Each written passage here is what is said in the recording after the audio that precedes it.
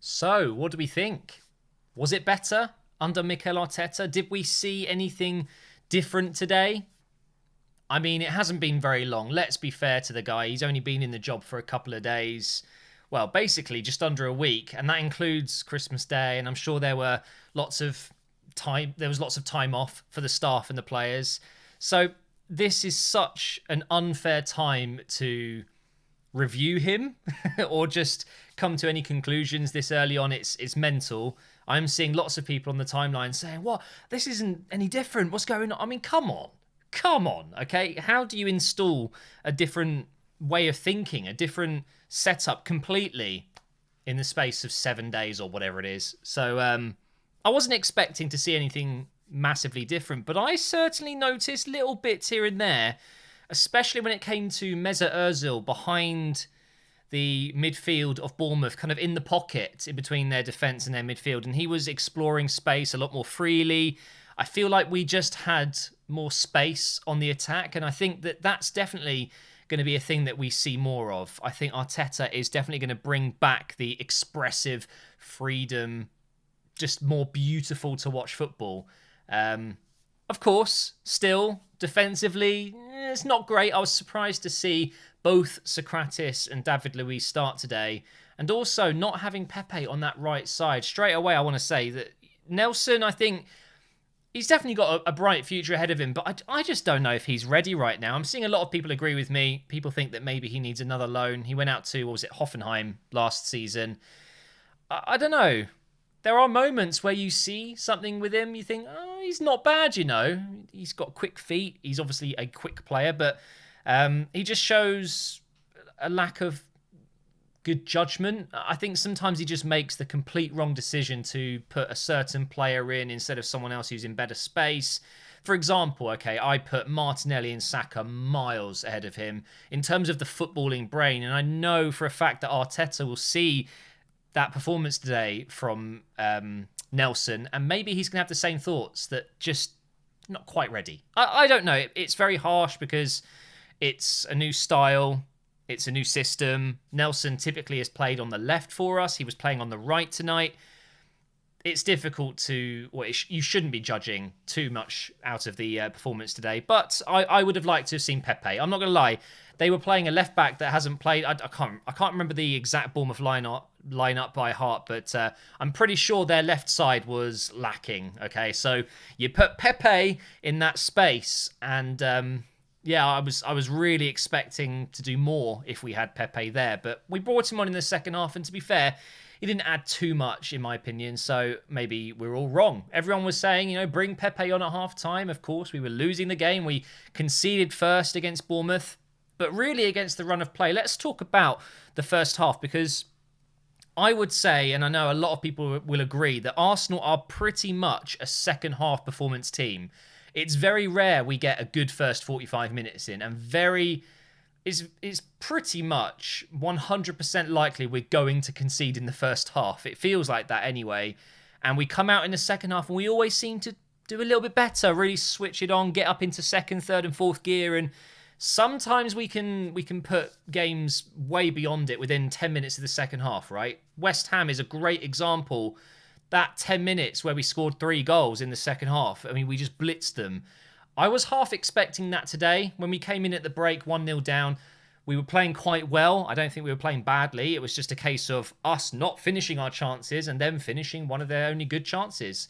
So I thought we'll come out in the second half and we'll win this game. It almost happened. It really almost did happen. I saw some really good interchanging between Aubameyang, Lacazette. I thought Ozil maybe should have stayed on. I'm not quite sure what happened there. Maybe he picked up a small injury or he was just tired or whatever. Of course, we lost Socrates as well. It looks like he had to come off because of an injury. Hopefully, nothing too serious there. And then Mustafi came on. Mustafi, he's still here. One thing, though, and I must get this in the video before I forget, Granit Xhaka deserves a round of applause because that was a superb performance from Granit Xhaka. And Mikel Arteta has said in the media that he rates Xhaka very highly. Now, a lot of people are going to say that Arsenal fan base are so two-faced about Granit Xhaka because we always have a go at him. We always say he's rubbish. We always say this and that. But one thing is, and especially from my perspective, I've never doubted his ability. I just really, really don't think he's worked in any of the systems of recent with Unai Emery, with Freddie even for the week or two he was there. And towards the end of Wenger's tenure, we just did not get Xhaka in the right system. It didn't feel right. And it exposed his lack of pace and sometimes his lack of judgment. You know, his decision-making was really hurting us. Defensively, we looked worse off with Xhaka in midfield. Now, with Arteta coming in, and Arteta has said that when he was at Man City, in the first 2 seasons, he was recommending Xhaka. They wanted to sign Xhaka at Man City, but I guess Pep wasn't feeling like he wanted it, or who knows what happened there. Granit Xhaka, though, was high up there for Arteta as one of the players he thought could change the City side. And we saw today, potentially in the right system, we can get a really good amount of value from having Granit Xhaka as a central midfielder. Whether it's 3 central midfielders, which means we, of course, go without an attacking midfielder that sits in the pocket, or we just have to make Xhaka and Torreira work, which today is what we went with. Guendouzi was on the bench again, and I feel like it worked today. I think Xhaka and Torreira had a very good understanding. Torreira certainly didn't go as forward as he has been in the last 6 to 12 months, I guess. He's been playing as a central attacking midfielder in some games, which of course doesn't seem to suit him. He's a defensive midfielder. And that's why Granit Xhaka was getting the brute end of all of our rants and complaining, because he was left exposed constantly. And guess what Granit Xhaka can't do? He can't defend on his own. He doesn't have the legs. Okay, he's not Kante. He's Granit Xhaka. You want to have someone next to him that's sitting in behind, offering support, a real partnership. And that's what I think Torreira can give him. And maybe Guendouzi can, or maybe Guendouzi goes with Torreira, and we can change them around. But I have heard, and there are strong links, that we're going in for Rabiot on loan from Juventus. I don't think he's really getting into the team enough out there. He's probably really unhappy about that. They signed a lot of good players over the years in that position. Of course, Ramsey came at the start of the season as well. Maybe Rabiot feels like he needs to get out on loan. Maybe Arteta's just a big fan. I've been a big fan of Rabiot for a while, but since maybe the last 6 months of his time at PSG and now at Juventus, he's not been on the radar very much. But there's no doubt he's a quality player. Very similar to Xhaka in terms of left-footed, central midfielder. I'm just not sure where he would fit in, but apparently that's a thing. We're looking to loan him in. And apparently the other thing that Arteta has said is he wants 2 centre-backs. So I think it's quite obvious that we're going to sell one in the transfer window, whether it's Mustafi, maybe Mavropanos isn't right, maybe it'll be one of Socrates or David Luiz. I don't know, but Arteta has said he wants a midfielder and 2 centre-backs. And I am so relieved to hear that. The most vital thing we can do when the window opens in just a few days, by the way, is change the defence. We've got to do something, because today was 3 points, man. We've lost 2 points today because of our defence. I know it's easy to just put blame on the defence, but if you look at the goal we conceded, it's very clear to me that our defenders just don't seem to, I don't know, it doesn't work, okay? And it must be so frustrating being the attacking side of this team and looking back and watching these things happen, thinking we're doing the best we can, even though it wasn't good enough in the first half. But look at the defence, man. What are they doing? They're harming our team so much. We can't score 5 goals, you know. It's really difficult to balance it. I think going forward, we're fine. I wouldn't expect to see any attacking players coming in the window, or maybe even in the summer, unless we sell. But for sure, centre-backs. And potentially another left-back to come in. I don't know if we're going to loan someone in, maybe, because Kolasinac is still out. We've still got Tierney out until March. Are we going to bring in like an emergency 6-month loan for a left back? Who knows what's going to happen in this window? But Arteta seems on it, which is great to see. Positive, Aubameyang's goal. I thought Aubameyang had a pretty good game out on that left wing. I think he was able to cut in quite freely, and him, Ozil, Lacazette were playing really well together. Nelson got the ball and lost it a lot, unfortunately. I really would like to see this system with Pepe on the right. I think Aubameyang, although he plays on the left, you've got to see him as a second striker that drifts in. You know, they rotate a lot. You'll see Pepe pop up on the left. You'll see Ozil pop up on the right. Lacazette will come deep. Aubameyang will go in behind.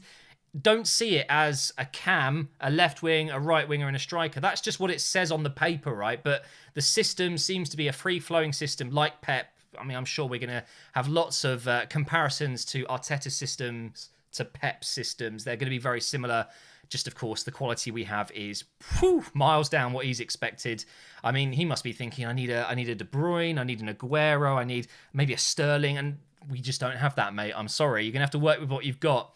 But I would expect to see this same system used with personnel changes. I think the 4-2-3-1 is just what we're going to go with, if that's even what you want to call it. It might not be that. It might be a 4-2-1-3, whatever. But I want to see the rotation, and I want to see Pepe in there. I really, really think Pepe would have given us something more today if he had the entire game, at least if he started.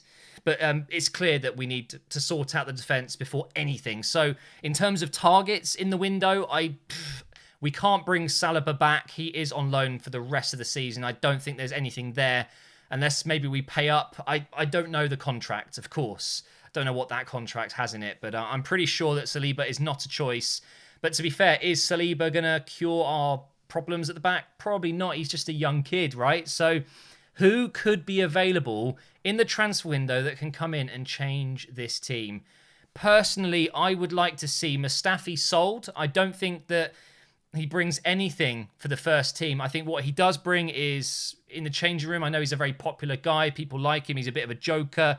Ozil loves the guy, both German, of course. They get on well together. But when it comes to footballing ability, Mustafi is right down there for me. I don't see a future for him. So I would like Mustafi to go, and maybe we loan Mavropanos out. I don't know. But then bring in 2 centre-backs. And hopefully it's not just going to be a loan. Hopefully it's going to be a proper signing. You know, I want to see 50 million dropped on a centre-back. And then maybe another centre-back comes in on loan. I don't know. But if we can sort out the defence, I really think we'll be okay this season. I think we'll get into that top 8 within a couple of weeks. And then maybe we could aim for that top 6. Top 4, I think, is too far gone. And of course, still fight it out in the Europa League. But today, a 1-1 draw against Bournemouth is not a good result at all. We needed the 3 points today, but it's better than a loss. I guess Arteta can start off at least unbeaten. Let's hope we go into our next game and get a win there instead, because we can't be dropping points anymore. Tottenham won today, which was a shame. I saw Brighton were winning. I thought maybe, just maybe, we can get 3 points on them today. That didn't quite work out. Actually, I didn't check the Chelsea score. Let me just go ahead and check that now. If you don't want to know, click off the video. We have... Oh, wow. Aston Villa beat Norwich 1-0. We got a 1-1 draw. Southampton beat Chelsea 2-0. Palace beat West Ham 2-1. Everton beat Burnley 1-0. And then Sheffield and Watford drew 1-1. Wow. Southampton beating Chelsea 2-0 at Stamford Bridge. That is shocking. So let's have a look at the table here. Where are we? Arsenal have stayed 11th, unfortunately. Not great, is it? And Newcastle United yet to play. Same with Wolves. They can all extend their lead above us. It's worrying times. Arsenal have 24 points. To get into the top 4 right now, you need 32. I just think that's too far gone, unfortunately. But we are where we are. What can you do? The only thing you can do is keep going. Use this January transfer window to make some vital changes. Give Arteta some money. Okay, we've got money in the bank. We all know it. This 45 million budget that we spent in the summer, I know we blew a lot of money on Pepe, but of course that's over 5 seasons. We've got liquid cash. Just do it. Even if it does put you into the negative, it's going to be worse if you don't do it, because we won't. 100% will not be able to bring in the caliber of players we want to bring in if we leave it too late. Aubameyang gone. Ozil will be gone. Lacazette gone. When these players leave, who's going to want to join? Okay, we're not going to be able to swap Aubameyang out for another striker. We need to spend the money in this window and finish as high as we can and just keep these players like Aubameyang, Lacazette. Ozil, I think, will probably end up leaving. I just think we need to spend the money now. Think of it as spending money to avoid losing money, even though you're going to be losing money at first, okay? It means you're just going to make more money in the future, right? Hopefully, because these signings we make now in the next 2 years, 3 years could make such a difference that we are back into the top 4, potentially getting further in the Europa League and maybe winning it, you know? There's many, many things, many reasons to buy now than instead of waiting until the end of the season when we finish 10th, okay? Because you're not going to attract anyone. Right now, I see players seeing Arsenal as a rebuilding process, and maybe they want to take part in that and become a big part of this few seasons where we're rebuilding. We need certain core players that they can then maybe take that position. Young players especially, this could be really good for their career as a stepping stone as well, which sucks, but it is what it is. But I think today showed that Arteta obviously hasn't had enough time to really make a massive difference, but it's coming. It's coming, and hopefully this was the first of a good few points that we're going to get in the next few weeks. Absolutely vital that we win our next few games, because if we don't, man, it's going to be a very tough rest of the season. But I'm very intrigued to see what happens in the window. And of course, subscribe to the channel. I'll be uploading videos about Arsenal the whole time, updates on the transfer window and stuff like that. And of course, we've got the career modes going as well. So thank you for watching. Hopefully you've enjoyed the episode, and I will see you next time.